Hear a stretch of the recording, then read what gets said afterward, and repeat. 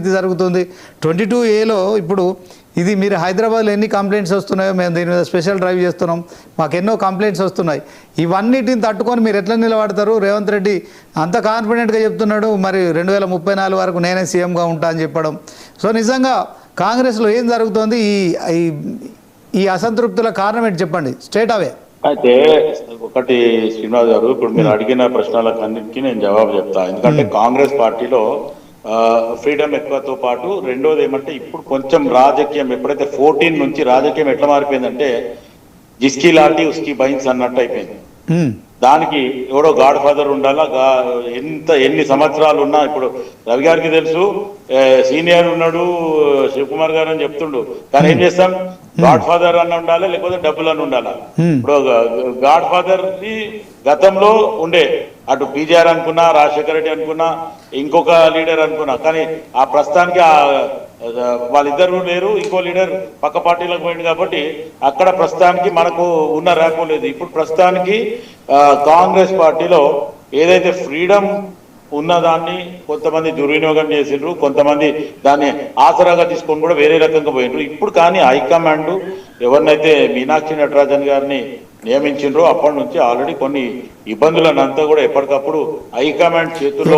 ఎప్పటికప్పుడు శివకుమార్ గారు ఈ రోజు చిన్నారెడ్డి గారి స్టేట్మెంట్ చూడండి. ఆయన మరి ఉడుకు రక్తం ఉన్నోడు కాదు, యువ నాయకుడు కాదు, ఆయన కూడా మీరు క్యాబినెట్ హోదా పదవి ఇచ్చారు, అయినప్పటికీ కూడా ఆయన కూడా డైరెక్ట్ సీఎం రేవంత్ రెడ్డిని టార్గెట్ చేయడము, దాంట్లో డబ్బులు తీసుకుంటున్నారా అని చెప్పడం ఎట్లా చూస్తారు? కాంగ్రెస్ పార్టీ ఇట్లా ముందుకెళ్తా ఉంటే ప్రజలు దీన్ని ఎట్లా తీసుకోవాలి, ఏం చెప్తారు?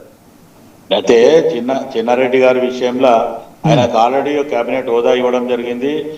మొత్తానికి ప్రజాభవన్ లో ఏదైతే ఇప్పుడున్న ప్రస్తుతానికి ప్రజాభవన్ లో ఆయనకు ఒక మంచి కేటాయింపులు కూడా ఇవ్వడం జరిగింది. కాకపోతే ఆయనలో ఇంకా నా తర్వాత వచ్చిన వాళ్ళకి డైరెక్ట్ ప్రోటోకాల్ ఇస్తుండ్రు, నాకెందుకు ఇట్లా ఇచ్చిండ్రు అనే రకంగా బహుశా చిన్నారెడ్డి గారు కూడా ఆలోచిస్తుండొచ్చు. ఆయన ఇంకా వేరే ఆశించిన దానికి ఆ ప్రతిఫలం దొరకలేదు కాబట్టి కూడా ఆ రకంగా మాట్లాడిండొచ్చు. కాకపోతే కొన్ని జాగాలలో ఎవరైతే అసంతృప్తి ఉన్నారో లేకపోతే సీనియర్లకు అవకాశం లేదు అన్న మాట మటుకు అది ఆల్రెడీ మీనాక్షి నటరాజన్ గారు వచ్చినప్పుడు కూడా చెప్పడం జరిగింది.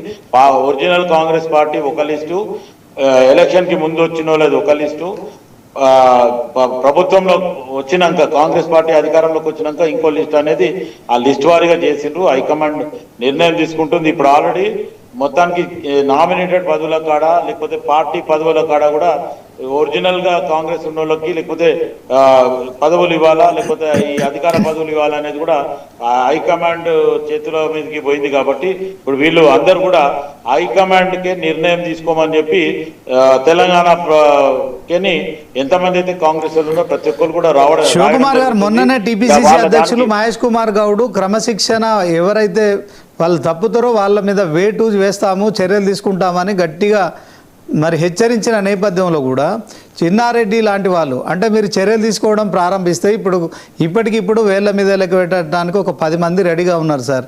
మీరు ఎలాంటి చర్యలు తీసుకోవట్లేదు, ప్రజాస్వామ్యం ఎక్కువ అనుకుంటున్నారు, మరి దీన్ని అంతా సమర్థించుకుంటున్నారు.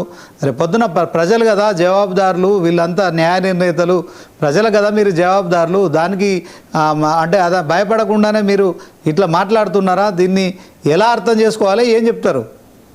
ఇప్పుడు ప్రజలకే నిజంగా కూడా అందరు కూడా ఇప్పుడు వీళ్ళు అధికారంలోకి వచ్చిన గత పార్టీలు కానీ ఇప్పుడు కేంద్రంలో ఉన్న పార్టీ కానీ అందరూ కూడా ప్రజలకి మేము సర్వీస్ చేస్తున్నాము, మేము సర్వెంట్లము అనే రకంగా చెప్తున్నారు. కానీ ఏ పార్టీ ఎవరు కూడా ఈవెన్ కేంద్రంలో అట్లనే ఉంది, రాష్ట్రంలో గతంలో జరిగిన పార్టీ అట్లనే ఉంది, ఇప్పుడు కూడా ఆ రకంగానే ఉంది. కాబట్టి ఇప్పుడు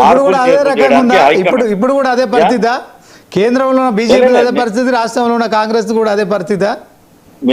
అంటే కాంగ్రెస్ పార్టీని విమర్శించే వాళ్ళందరూ కూడా ఆ గతంలో ఏలిన వాళ్ళు కానీ ఇప్పుడు కేంద్రంలో ఉన్న వాళ్ళు కూడా ఆ పరిస్థితులు వాళ్ళ దగ్గర కూడా ఉన్నాయి. వాళ్ళు దానికి సంజాయిషి చెప్పారు. కాంగ్రెస్ ఈ వ్యవహారాన్ని అంతా మీరు సమర్థిస్తున్నారా? 22A హైడ్రా తర్వాత పార్టీలో ఎవరైతే అధికారం ఒక ఎమ్మెల్యే ఒక మరి క్యాబినెట్ హోదా ఉన్న వ్యక్తి గతంలో మంత్రి ఇట్లా ప్రతి ఒక్కరు ఒక్కోసారి బయటకు వచ్చి మరి కూర్చున్న కొమ్మనే నరుకుంటున్నారు, నీడనిస్తున్న చెట్టునే నరుకుతున్నారు కదా, దీని ప్రభావం ఉంటుంది కదా. దాని పట్ల ఏం చెప్తారు ఒక సీనియర్ కాంగ్రెస్ లీడర్గా చెప్పండి. శ్రీనివాస్ గారు ఎప్పుడైతే ఈ ఇష్యూ ఇప్పుడు కొమ్మని ముఖ్యమంత్రి నడుపుతుండని వాళ్ళు అంటున్నారండి. చెప్పండి శివకుమార్ గారు. ఇప్పుడు చిన్నారెడ్డి గారు కానీ, లేకపోతే రాజగోపాల్ రెడ్డి కానీ, లేకపోతే జగ్గారెడ్డి కానీ, ఎవరైనా సరే ఈ విషయాల మీద బహిరంగంగా మీడియాకు వస్తున్నారు.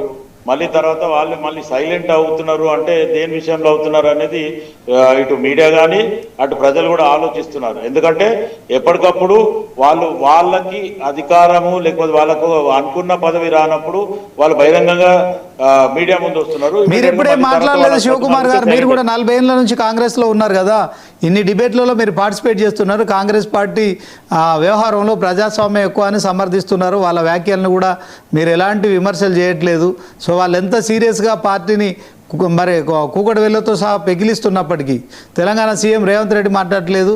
టీపీసీసీ అధ్యక్షులు పార్టీ ప్రెసిడెంట్ కనుక సరే ఏదో క్రమశిక్షణ చర్యలు ఉంటాయని చెప్తున్నారు, కానీ ఆ క్రమశిక్షణ చర్యలు లేవు. తర్వాత ఆ ప్రజాస్వామ్యం రోజు రోజుకు పెరిగిపోయి ప్రభుత్వం పైన, సీఎం పైన, మంత్రుల పైన, అవినీతి పైన మాట్లాడుతున్న నేపథ్యంలో ఈ పార్టీ ఎలా మనగలుగుతుంది అని చెప్పండి. డబ్బులు తీసుకొని రేవంత్ రెడ్డి డబ్బులు తీసుకొని టికెట్ ఇచ్చిండు అన్నాడండి చిన్నారెడ్డి. అది పెద్ద విషయం ఈ రోజు. అసలు వినరా ఖండించలేదు. విజయ్ గారు మీరు ఆల్రెడీ మీకు కూడా తెలుసు, గత 10 సంవత్సరాలలో కేసీఆర్ గతం వదిలేయండి శివకుమార్ గారు, గతం వదిలేయండి. గతం ఎన్ని రోజులు చెప్పుకుంటారు? మీరు గతంలోకి వెళ్ళబోతున్నారు. ఇంకో 2 సంవత్సరాలు ఉంది హార్డ్లీ మీకు. ఒక ఏడాది ఎన్నికలు తీసేస్తే 1.5 years మీకు ఉంది. జయరామ్ గారు 9.5 సంవత్సరాలు ఏలిన వాళ్ళని, ఈ 3 సంవత్సరాలు ఏలిన వాళ్ళని ఇమీడియట్ గా ఒక్క దగ్గర ఈక్వల్ గా చేయొద్దు అనే రకంగానే విజయ్ కుమార్ గారికి నేను చెప్పడం.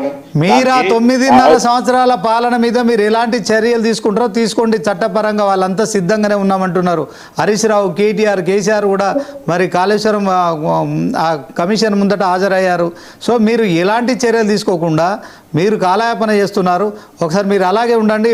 జయరామ్ గారితో మాట్లాడదాం. జయరామ్ గారు, ఈ